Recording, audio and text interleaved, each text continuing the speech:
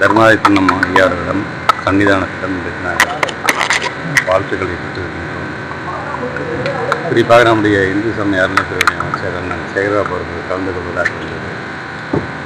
உடல்நிலை காரணமாக நான் உடனடியாக இதில் கலந்து கொள்ள வேண்டும் என்ற மாண்பு தமிழ்நாட்டு முதலமைச்சருடைய இந்த வேண்டுகோள் ஏற்ப நாகை மாவட்டத்திலிருந்து நேரடியாக வந்து சன்னிதானம் அவர்களை சந்தித்திருக்கின்றோம். உங்களுக்கே தெரியும், நம்முடைய கடந்த ஆண்டு நம்முடைய தமிழ்நாட்டுடைய முதலமைச்சர் இங்கே கல்லூரி வந்து நிகழ்ச்சியிலே கலந்து கொண்டது. 1972 முத்தமிழர் கலைஞர் அவர்கள் கலந்து கொண்டிருக்கிறார்.